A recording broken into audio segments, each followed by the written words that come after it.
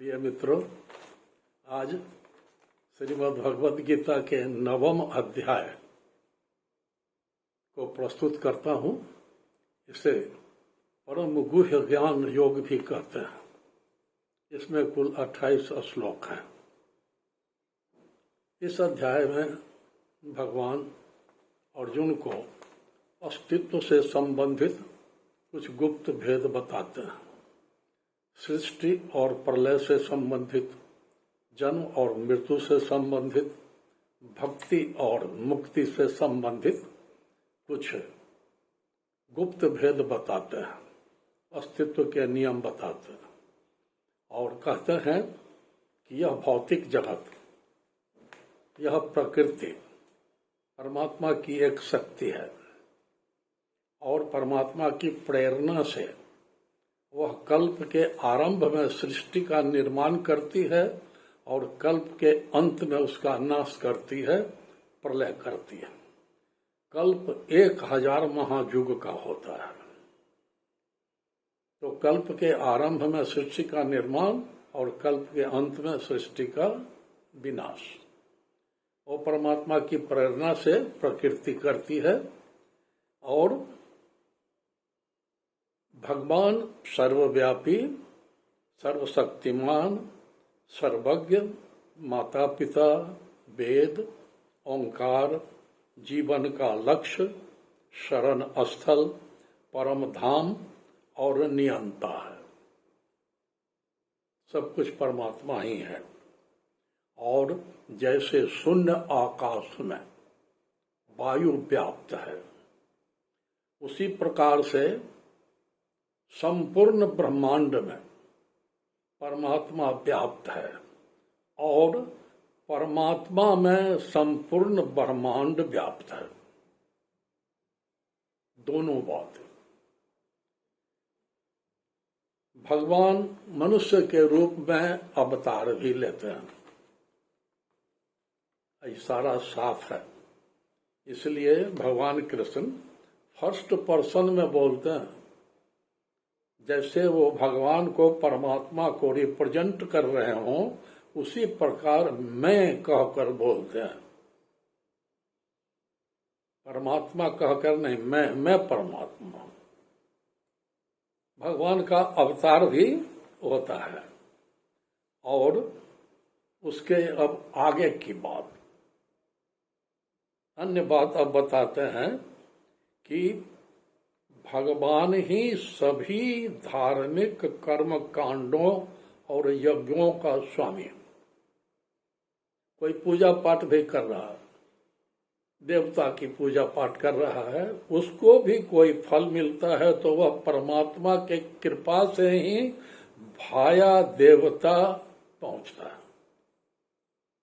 और उस प्रकार के पूजा पाठ करने वाले, पुण्य करने वाले स्वर्ग जाते हैं, देवलोक जाते हैं, मुक्ति नहीं पाते हैं। जन्म मरण के चक्कर से उनको मुक्ति नहीं मिलती है। पुण्य समाप्त होने पर फिर वापस आना पड़ता है, जन्म लेना पड़ता है। जब तक साधना नहीं करेंगे, आध्यात्मिक साधना, तब तक मुक्ति नहीं मिलेगी कर्म कांडों से। तो जो देवी देवताओं की पूजा करते हैं उनके लिए ये स्पष्ट संदेश है। आगे कहते हैं वो एक बड़ी बात, कहते हैं कि जो श्रद्धा पूर्वक भक्ति करता है, परमात्मा के प्रति समर्पण है, शरणागत है, अपने सारे कर्मों को, मन को, वचन को परमात्मा को समर्पित कर चुका है, उसको कोई कर्म बंध नहीं होता है, उसे कोई पाप नहीं लगता, उसको कोई आसक्ति नहीं है, कोई आकांक्षा नहीं है, वह अकर्ता है, निष्काम है। जो करता है वो परमात्मा को समर्पित किए हुए है। इसलिए उसको कोई कर्म बंधन नहीं होता है और कोई पाप नहीं लगता, वह पाप मुक्त है। और दो बहुत बड़ी बड़ी बातें कहते हैं कि भगवान सबों के लिए समभाव रखते हैं, समदर्शी हैं और कोई पक्षपात नहीं करते हैं।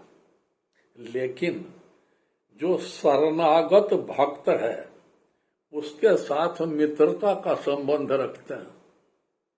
वह पुकारता है तो जाते हैं, वह आता है तो स्वागत करते हैं। और कहते हैं कि शरणागत भक्त का योग क्षेम परमात्मा वहन करता है, क्योंकि वह तो अकर्ता हो गया है, वह शरणागत हो गया है। अब दायित्व परमात्मा का है उसकी रक्षा करने के लिए, उसकी आवश्यकताओं की पूर्ति करने के लिए। लौकिक और अलौकिक सभी उसके कुशल मंगल को परमात्मा देखता है। इसलिए लंका जल जाए, विभीषण का घर नहीं जलता है। मीराबाई को जहर पिला दिया जाता है, लेकिन उसकी मृत्यु नहीं होती है, क्योंकि ये सब समर्पण कर चुके हैं, परमात्मा के शरणागत भक्त हैं। इसलिए परमात्मा देखता है कुशल क्षेम, उनका वहन करता है।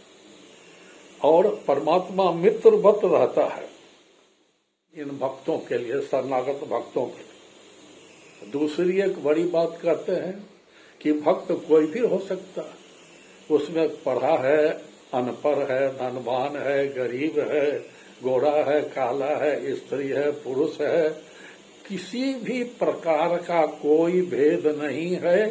कोई भी मनुष्य शरणागत हो सकता है और परमात्मा की भक्ति कर सकता है। परमात्मा सबको सभी रूप में स्वीकार करता है। ये एक बहुत बड़ी बात, स्पष्ट बात। तो इसलिए इस अध्याय के सारांश को हम एक वाक्य में ऐसे कह सकते हैं कि परमात्मा सर्वव्यापी, सर्वशक्तिमान, सर्वज्ञ होते हुए बहुत दयालु है, कृपालु है और भक्तों का ख्याल रखता है, और जो शरणागत होता है उसको मुक्ति मिल जाती है। धन्यवाद।